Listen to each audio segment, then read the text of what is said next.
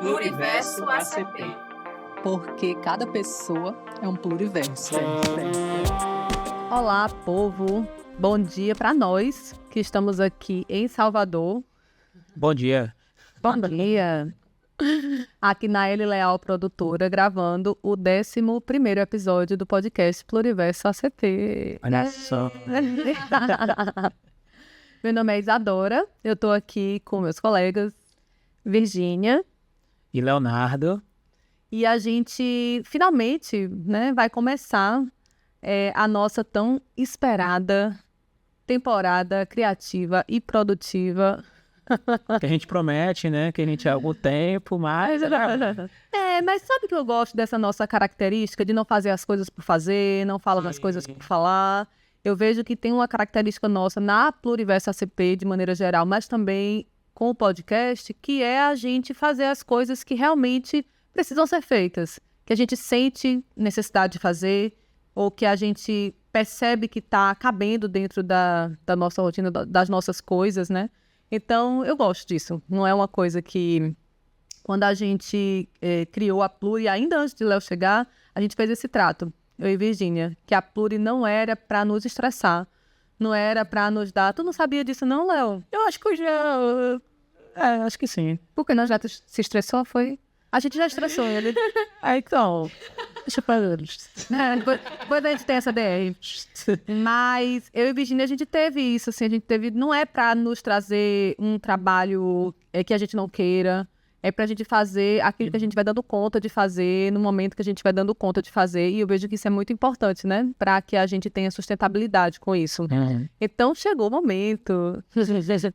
E refletindo, né, sobre, desde as postagens mais recentes, que a gente está refletindo sobre se a gente ainda é as mesmas pessoas e o que é que a gente quer agora. E uma coisa em comum que nos chegou é que algo que começou a tensionar a partir das nossas discussões, mas não só, porque tem outras pessoas também discutindo e criticando e também encontrando novos caminhos para continuar fazendo a CP, mas todo mundo está encontrando uma barreirinha aí que é como que a gente pode fazer o que a gente faz e pensar o que a gente faz. E, ao mesmo tempo, deixar a nossa prática, né, coerente com a teoria que a gente estuda e que a gente ensina, quando é o caso, e como é que a gente pode fazer com que o que a gente ensine também esteja coerente com o que a gente pratica. Eu vejo que isso começou a ser, para mim, né, no episódio anterior, Virgínia falou que isso de dar aula para ela foi muito importante, a Pluriverso, para ela se sentir melhor dando aula e na ACP, e para mim foi fundamental. Eu vejo que talvez, se eu não ensinasse a ACP, eu não sei se eu teria me preocupado tanto em ensinar alguma coisa que eu realmente pratico e que realmente eu acredito. Mas a minha necessidade de congruência, que eu acho que isso é fruto da ACP mesmo, a ACP criou dentro de mim uma necessidade de congruência, me fez ter que pensar e repensar a teoria para poder entender melhor o que eu faço. E também de entender melhor o que eu faço para poder ajustar o que eu ensino. Então, para mim, poder fazer isso está sendo fundamental. E eu percebo que é um dos nossos exercícios mais caros. Porque nós três temos nossas particularidades e também temos diferenças com o que a gente trabalha, né? Virgínia é professora, não é terapeuta. Léo é terapeuta, não é professor. E eu jogo nas duas posições. Então, isso cria também necessidades diferentes entre a gente, mas essa necessidade de ajustar essa praxis é algo que realmente é comum. E é algo que é uma ocupação, uma preocupação, um cuidado nosso. Então, a gente resolveu começar por aí. Esse episódio, normalmente a gente tem uma pergunta, né, de como que, pra gente iniciar, e essa é a pergunta desse episódio. Então, como sustentar uma praxis dentro da ACP? Essa é a pergunta. Eu tenho também outras perguntas para fazer a vocês sobre esse mesmo assunto, mas acho que a gente pode fazer uma rodada inicial, né, para quase como dar um gostinho, né, das respostas, e depois eu aprofundo no caminho que eu pensei, ou no caminho que eu senti, ou no caminho que a própria experiência disser. Porque eu sou o quê? Essa pista. Muito. E aí, Virgínia? Você vai começar por mim. Eu já ia dizer, você já tava... Eu ia fazer um pau ímpar. Não, você tá mais aqui no meu campo de visão. Tá. À disposição da mesa.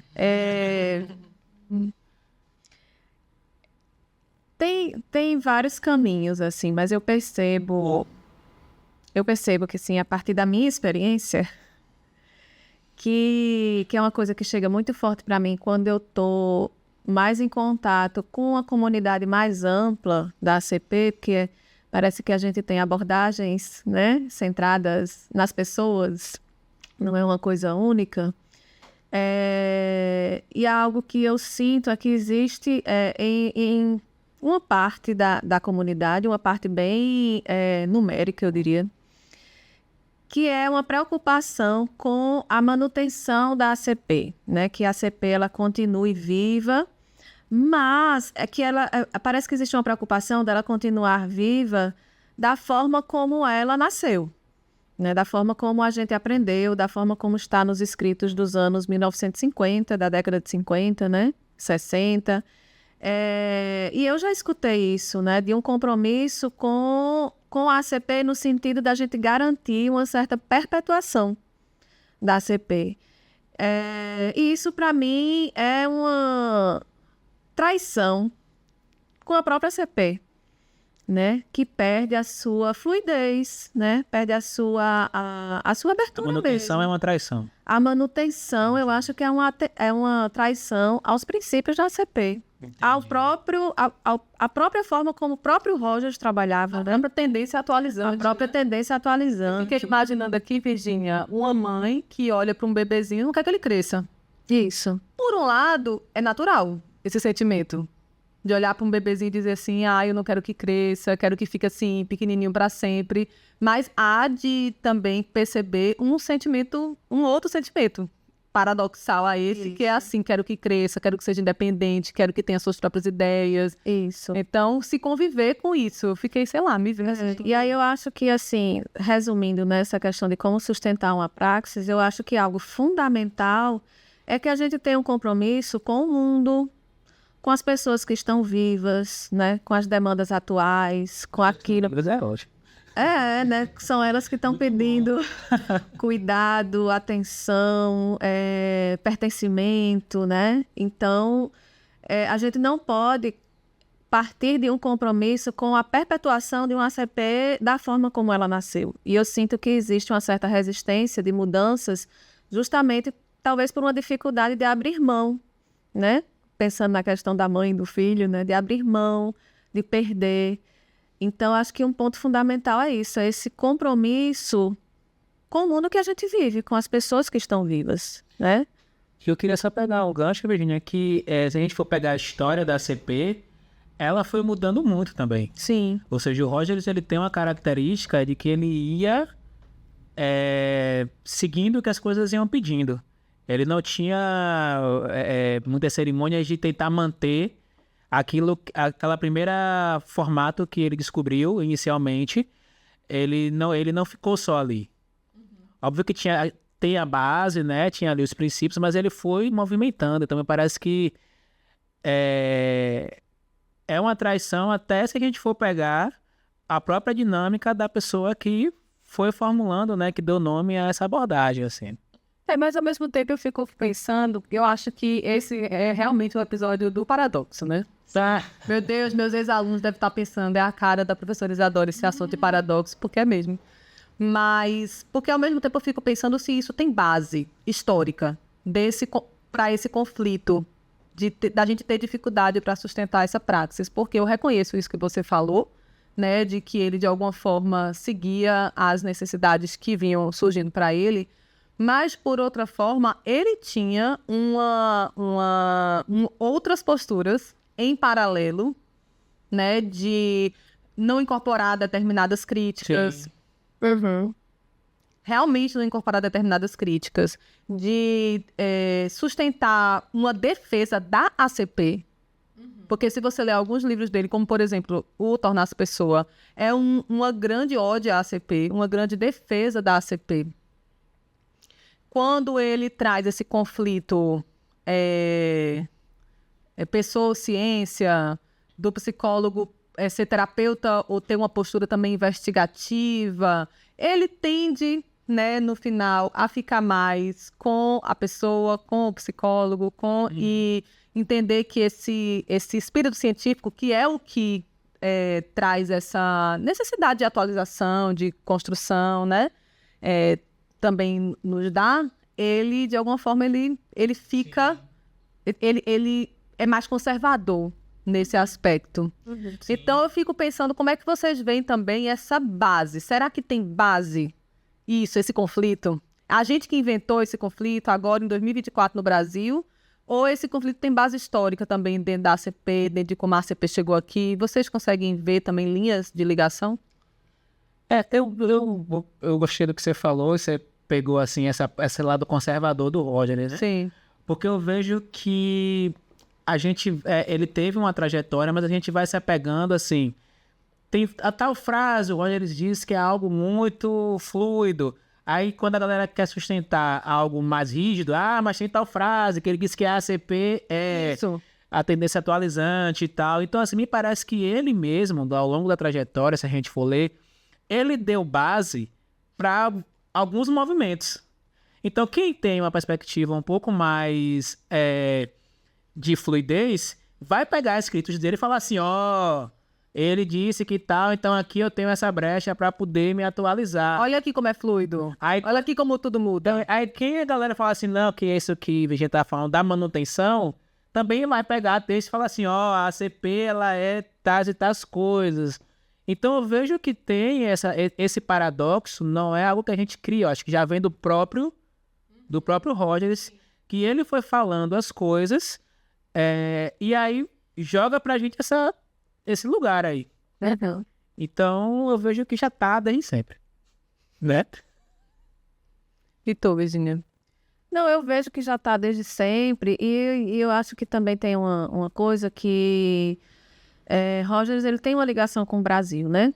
Ele veio aqui e tal, e eu acho que ele veio numa fase em que ele estava muito mais voltado à vivência, à experiência, né? Isso é verdade. Pensar Tem uma CP que chega, né? Isso é um mito histórico da própria ACP quando ela chega aqui. Quando a ACP chega aqui, não chega nos anos 40 nem nos anos 50. Exato. Ela chega em que momento histórico da própria construção teórica dele ele desembarca aqui no Brasil? Então, qual é a ACP que a gente... Que não era focado em psicoterapia, por exemplo. já não mais. Já estão mais. Mas Já não teorizava tanto. Mas, ao mesmo tempo, as obras que a gente lê, justamente como base, né, muitas é da década de 50. E eu acho que existe justamente como se houvesse uma cisão dentro da abordagem entre a vivência e a teoria, né, e que parece que existe sempre uma gangorra, assim, que as pessoas ou ficam do lado ou ficam do outro, né? Então, essa sustentação da praxis, muitas vezes ela não é bem-vinda, porque é justamente você considerar os dois lados, né? É você considerar a importância da vivência e a importância da teoria, e de uma forma em que haja essa fluidez, né? A liberdade para pensar. Então, E também para ser. isso é muito importante. Esse é um aspecto fundamental, porque a gente escuta muitos relatos de pessoas que querem ensinar um jeito de ser e de pessoas que se sentem, de certa forma, mutiladas ou obrigadas a se encaixar num jeito de ser, porque se não for esse jeito, não é ACP. Isso é muito real na vida cotidiana, né? Dentro da comunidade da abordagem. E eu acho que isso é muito violento, inclusive. Muito violento. Porque você tem um jeito de ser que você tem que seguir, não é o seu. Exato. E eu fico pensando, sabe, Virginia, a importância que tem a gente tensionar isso. Não é fácil. Não é fácil porque tensionar a necessidade de teoria, onde a experiência tem autoridade soberana. Sim, Isso. isso. Ou você tensionar o lugar da experiência quando a vivência da pessoa em questão, ela é basicamente teórica. Sim. E isso existe também na ACP, porque a gente tem, por exemplo, é o básico, assim, por exemplo, comunidade, academia. Uhum. Aí tá lá, muitas vezes quem tá pensando não tá fazendo. Uhum. Quem tá fazendo não tá pensando. Esse não é um conflito só da ACP. Esse é um Sim. conflito da ciência como um todo. Sim. Da ciência como um todo. Então, eu vejo que até essa diversidade, essa mini diversidade que a gente tem aqui entre nós nesse aspecto, faz com que cada uma fale do seu lugar Uhum. e da sua necessidade, né? Porque, assim, se você não tinha obrigação de estar pensando, assim, de maneira tão profunda a coisa da prática, porque se você quiser ficar só lendo e teorizando de boa lá na universidade, você consegue. Sim. No seu mundo, né? Então, mas não é isso que a gente está se propondo aqui. Não é fácil, mas eu fico pensando da importância, sabe? Da gente sustentar isso. E eu acho também que tem um ponto que me surgiu agora, que é uma questão que Virginia levanta algumas vezes, que é essa característica pacífica, da paz, assim. Virginia fala muito de como esse momento do Rogers, mais pacifistas, invade, né, as perspectivas que a gente tem de psicoterapia. E também me parece que essa questão de tentar resolver isso está dialogando um pouco com esse lugar de apaziguamento das coisas. De chegar num conceito. Sim, tipo, porque assim, qual a ideia dos grupos do Rogers? Começa, aí tem um quebra-pau, mas o fim é o quê? A comunhão. Então tem meio que esse momento, e me parece que essa obrigação de você apaziguar esses paradoxos atrapalha a gente se movimentar dentro da CP. Porque eles não precisam ser resolvidos, tem tensões que precisam estar ali. Uhum. E me parece que quando você vai tensionando a experiência, e aí vem a teoria, e aí revisita, e aí vai, aí você... isso faz parte do movimento também. Mas dentro desse lugar da paz da ACP, isso é estranho. Você precisa resolver, você vai ficar na experiência, você vai ser muito teórico. Aí quantos quebra-pau não teve em grupão? Porque tipo, a gente vai, você tá sendo muito teórico, você tá sendo... Então, me parece que introduzir nesse espaço da ACP o conflito não só nesse ponto, mas em outros pontos também, que eu estava conversando ontem, né? Dar um lugar para a gama de conflitos. Me parece que é uma deficiência da ACP lidar com conflitos. E sustentar, né? Porque parece que lidar com conflito é resolvê-los. Lidar com conflito é acabar com eles. Isso. Né? E por isso que eu gosto dessa palavra paradoxo. Porque paradoxo, ela por si só já tem na essência do seu significado que não é resolvível. Isso, gente. Paradoxo não se resolve, paradoxo se sustenta. Isso. E aí esse paradoxo, objetividade, subjetividade, isso não é uma coisa que a gente tem o direito. A gente não tem o direito de tentar resolver dentro da psicologia como um todo. Uhum. E da ACP também não. E aí, o que eu vejo é que é muito importante a gente sustentar isso. E eu estava pensando numa coisa, até compartilhei com Virginia, tu não estava? Que é assim, se a gente for pensar... Eu tô muito acepista.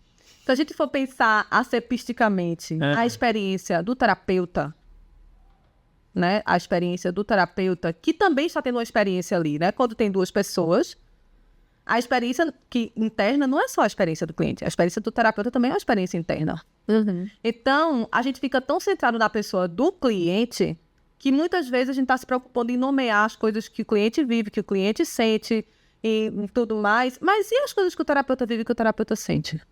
Uhum. Como é que a gente vai nomear isso? Para expandir a própria experiência de ser terapeuta. E como é que a gente faz isso sem a teoria? É uma preocupação que existe. Estou falando de diálogos reais, assim, não é algo que eu estou fantasiando, imaginando a partir... Não é só teoria, experiência também. Experiência também de diálogos, né, em que eu já tive com pessoas que são pessoas, assim, que têm uma longa trajetória, né, dentro da CP, tem até uma certa representatividade, tem uma certa representação, né, assim, dentro da abordagem aqui no Brasil, e essa dificuldade de dialogar com outros campos, né, com outras formas de pensar também, como se o próprio diálogo com a ACP, com outro campo, isso fosse um risco para a ACP, Então, é uma necessidade tão forte de manutenção que nem fazer uma articulação, por exemplo, entre a abordagem centrada na pessoa e uma perspectiva ampliada de trauma, isso é um risco, porque você pode estar ali, ao ir para outro campo, trazer algum questionamento da ACP que não se sustente, né?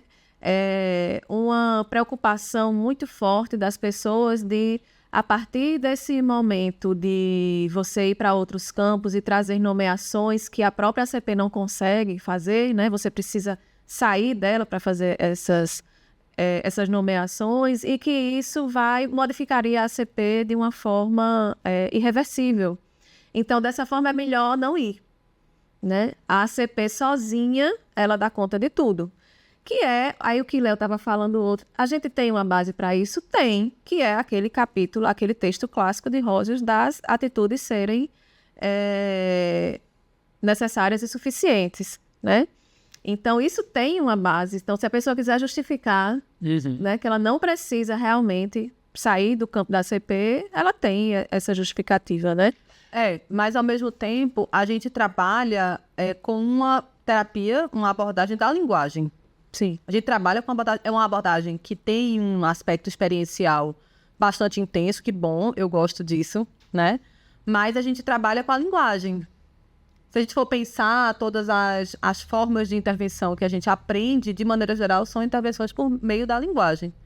E não tem como a gente pensar que uma abordagem vai dar toda a linguagem para a gente. Eu acho, assim, uma maravilhosidade ela não ter dado todos os nomes para a gente. Até porque as experiências, elas vão... A capacidade de experienciar, a gente muda. A cultura muda. A experiência e os nomes que a gente dá. Então, a gente precisa atualizar esses nomes, né? Então, nesse sentido, eu até, vindo para cá, estava lendo este livro, O Avião. Que quem acompanha nos stories da minha perfil pessoal, eu tô assim, meio piradinha nesse livro, que é o livro da Ediane Ribeiro, né, Os Tesouros que Deixamos pelo Caminho. Ela fala sobre traumas, né, nesse livro é o trabalho que ela faz. E olha que interessante um trecho aqui da página 118, 119. Ela diz assim: nomear o que sentimos é o começo da capacidade de processar uma experiência, pois quando conseguimos colocar palavras em nossos movimentos internos, damos contornos para as sensações e sentimentos. É como se elas ganhassem um continente para existir, em vez de ficarem boiando perdidas em um mar agitado dentro de nós. Isso delimita a experiência emocional, tornando mais possível lidar com ela. Quando essa experiência é difusa e sem contornos, somos mais facilmente possuídos por ela. E nesse caso aqui ela está falando possuídos no sentido de dominado, né, tragados pela experiência, assim, no sentido de se afogar, né, de não ser uma coisa legal. Então, que todo mundo já sabe como é que é isso. Não é legal. Então, eu achei esse texto assim, eu digo, gente, que coisa legal. Assim, a gente já tinha decidido o tema desse episódio. E quando eu li isso aqui, eu digo, é isso. Porque ela está falando de uma coisa muito cara para nós, que é o quê? A experiência. E ela está dizendo como a gente pode experienciar melhor a experiência. Como a gente pode aprofundar melhor na experiência. Como a gente pode tirar mais proveito dessa experiência. E é nomeando. E não tem como uma única teoria nos dar todos os nomes. Exatamente. E que bom que não tem, né? Que bom que não tem. E eu tava ouvindo Virginia falar, e aí me veio algumas coisas que assim, e pegando também o que você falou do bebê, né?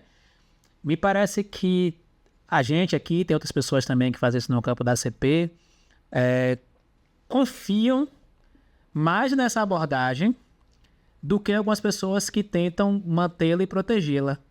Porque quando a gente coloca ela no mundo e coloca a prova do tipo assim, bom, o que é que se sustenta e o que é que não se sustenta, é como se a gente tivesse assim, não, acho que ela dá conta. Sim. Sabe? Acho que ela dá conta do negócio. Paradoxalmente. É isso, né? Paradoxalmente. Ela dá conta porque assim... De ir pro mundo, ela dá conta de ir pro mundo e viver a vida. Ela vai dar um jeito. E é o que acontece. Gente, para tudo. É muito ascetismo. Não é? E é por isso que a gente confia, porque todas essas galera, tem uma galera que tá fazendo esse movimento de pegar outras referências e voltar pra ACP. Que me parece que são, e a opinião, né, pessoal, é quem tá mais movimentando a abordagem nesse momento. E eu vejo que tem sido muito saudável. Você pega o que está sendo falado neste momento, porque como a Virginia falou, A gente traz a ACP para o mundo dos vivos. O que é que os vivos estão precisando, o que é que de fato está chegando nos consultórios, nas supervisões. E aí você vê assim, não dá conta, teoricamente. Então a gente precisa ver o que é que está mais epistemologicamente, quais são os cursos que a galera tá dando atualmente. E aí você vai, pega isso, e aí eu vejo que todos nós aqui temos uma característica de fazer mediações. Quando a gente vai estudar, vocês foram estudar trauma, eu vejo que vocês ficavam o tempo inteiro acompanhando no grupo, vocês ficavam mediando, assim. Tipo, o que é que... Não, isso aqui não vai, isso aqui vai, isso aqui ainda fica, isso aqui... Então, quando a gente vai estudar decolonialidade, é uma mediação que a gente fica fazendo. Então, eu vejo que há uma confiança de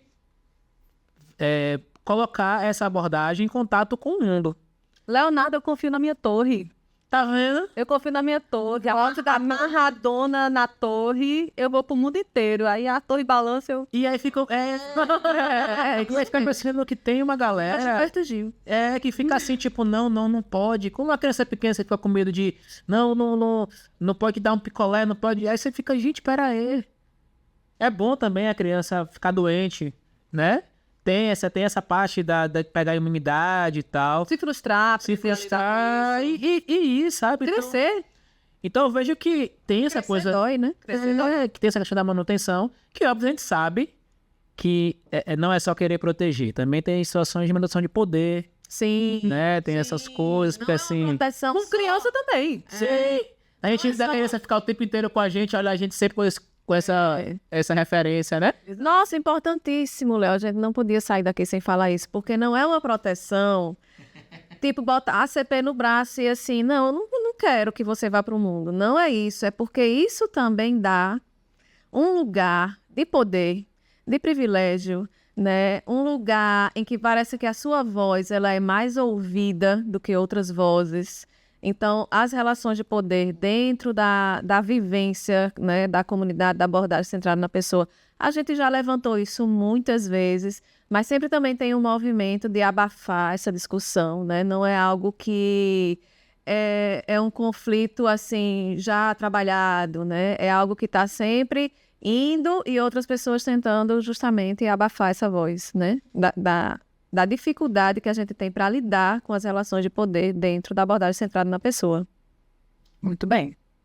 E me digam uma coisa, como é que vocês pensam, já que a gente abraçou isso, não sei se a gente escolheu muito bem, mas a gente se reconhece aqui, né, com isso, vamos tentar também pensar alguns caminhos, né, que a gente pode já estar traçando, ou que a gente pode vislumbrar também para sustentar melhor esses paradoxos. Porque, assim, sustentar melhor essa praxis, especificamente essa praxis, essa coisa teoria, prática, teoria, né? Quando a gente realmente percebe que o que a gente estuda, o que a gente teoriza, modifica a nossa prática e que a nossa prática também faz nossa teoria avançar. Isso é tão bonito, isso é tão lindo, isso é tão tendência atualizante. Então, assim, como vocês acham que a gente pode... caminhos, assim, possíveis para a gente conseguir sustentar uma praxis dentro da ACP? Cara, eu acho que a gente tem... Tô pensando nisso agora, viu? Sim, senhora, adoro. A gente tem que aprender a viver o luto. Quando a gente abre mão de certos conceitos ou abre mão de partes, né, desses conceitos, quando a gente abre mão de idealizações, né? Abrir mão de uma idealização é um grande luto que a gente precisa fazer. E aí eu acho que a gente tem que aprender a lidar com esse luto, né, de entender que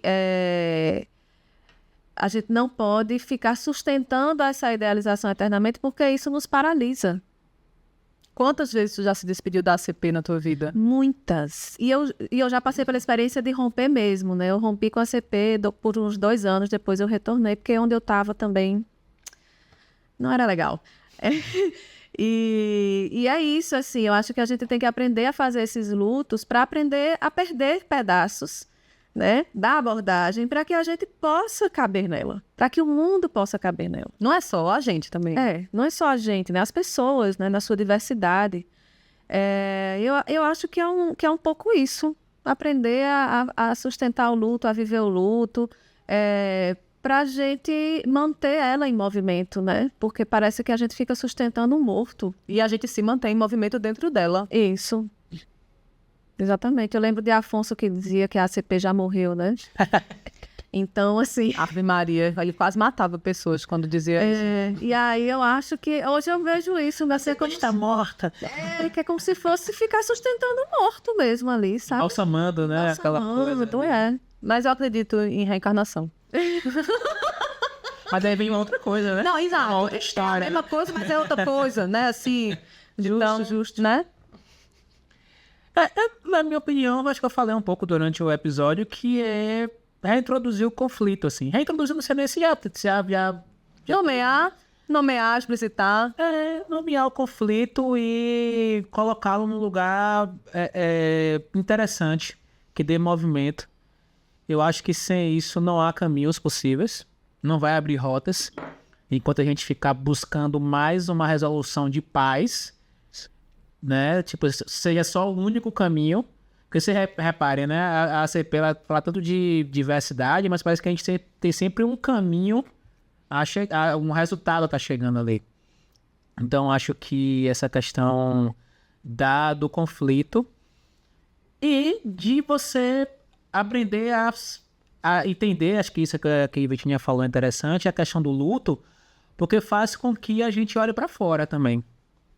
Faz com que a gente tenha necessidade real de buscar coisas fora, porque dentro do que a gente aprende, o que é formalizado hegemonicamente como ACP, não dá. E olhar pra dentro também. Sim. Porque eu vejo que tem que ter uma honestidade.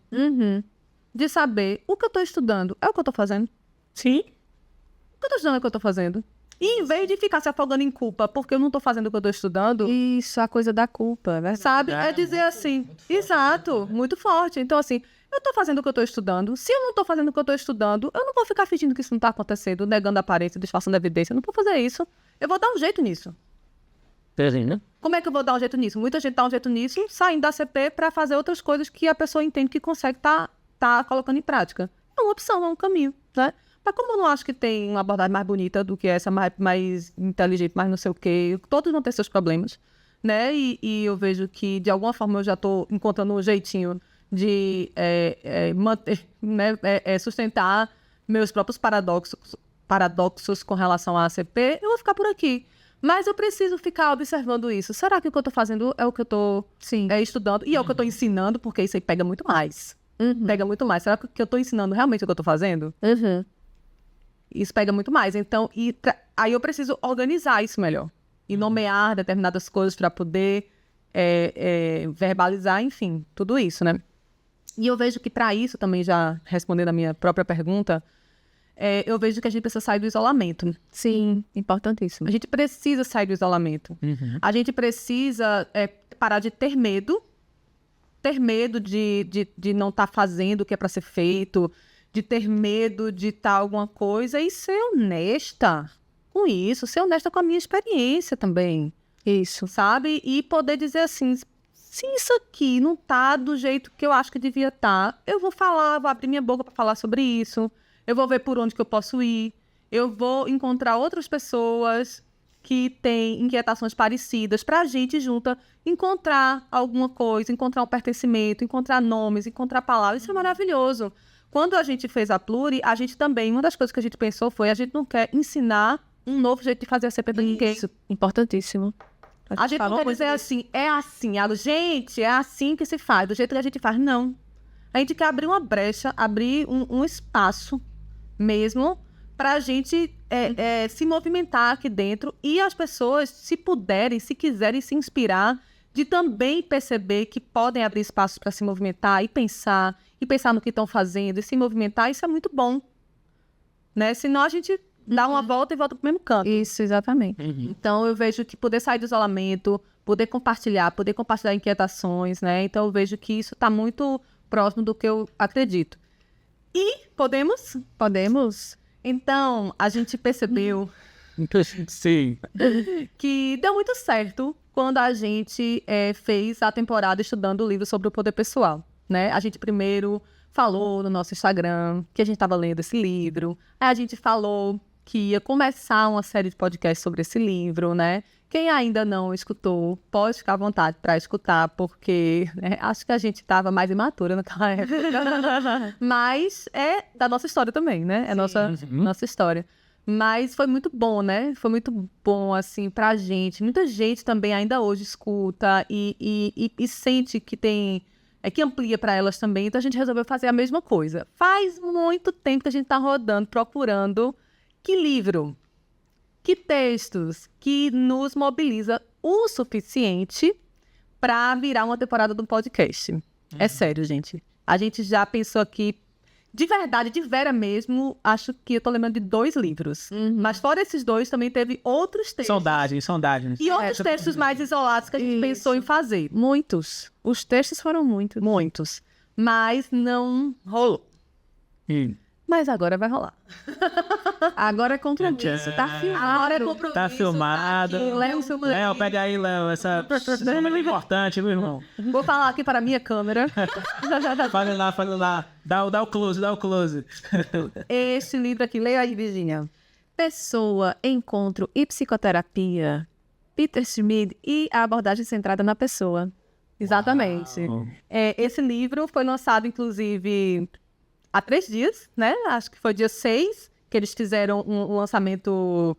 Não, já foi lançado há mais tempo, né? Mas diga assim, de fazer um evento oficial. Não, o livro está em circulação já faz um tempo. Mas teve um evento oficial de divulgação desse livro. Foi lá em Fortaleza? No dia 6 foi online, porque os organizadores que são Vera Lúcia Pereira Alves, Iago Cavalcante Araújo, Emanuel Meirelles Vieira e Flávia Face Samel, desculpa, Flávia, eu não sei se é assim que pronuncia, que organizaram esse livro e moram em lugares diferentes, né? Então fizeram um evento oficial de divulgação online agora dia 6. A gente nem falou a data, hoje é dia 9 de novembro. Então, a gente vai estudar a primeira parte desse livro, que são textos do Peter Schmid, né?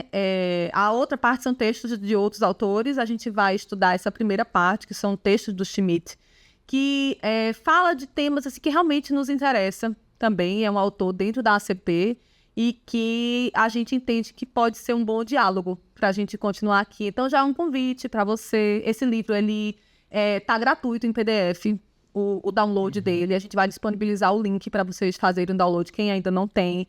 E pode ir lendo para poder atualizar ou ouvir também os podcasts para se animar para ler. Fiquem à vontade também. Mas compromisso firmado aqui na frente das câmeras. É isso. E finalmente a gente conseguiu encontrar. Eu tinha dado um spoiler para Iago.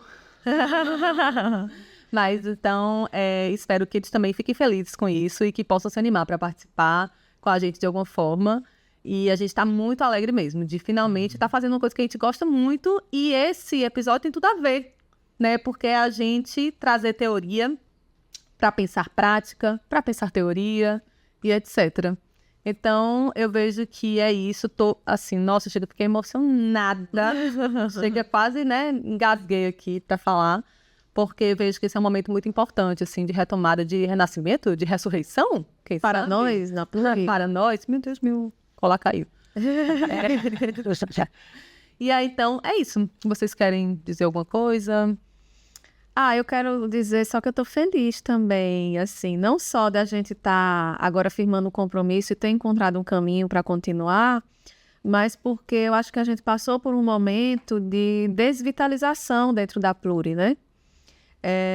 Por questões pessoais também de cada um, né? E a gente passou um tempo em silêncio.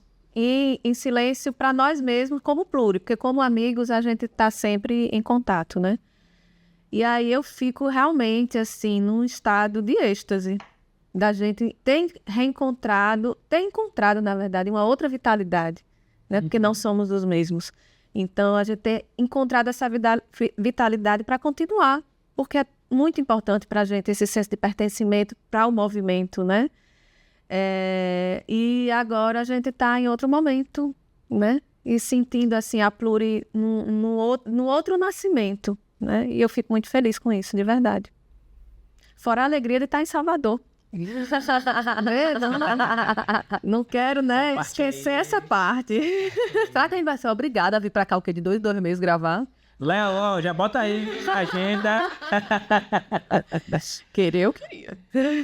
Poxa, eu vou falar o que depois? Eu acho que vi Alguma coisa. Toda vez ele vem com essa ondinha. claro. O que falar? Ele sempre tem esse suspense. Não, mas eu... Nesse caso, é verdade. Eu E nos outros, tu tava mentindo? fiz um suspense. Mas eu acho que Virginia falou uma coisa muito interessante, assim, desse silêncio da gente. Diz muitas coisas na rede que, assim, que a gente não tá se impondo, né? Se obrigando a estar falando qualquer coisa. E também ele expressou o movimento que a gente estava, assim. Eu acho que a gente se perdeu em algum momento, assim, tipo, por onde ir, assim. A gente abriu alguns caminhos aqui pra gente, né? Considero que a gente também conseguiu movimentar algumas discussões no campo da CP, que não estavam muito colocadas, mas chegou uma hora que a gente empacou, assim, que a gente falou, e aí?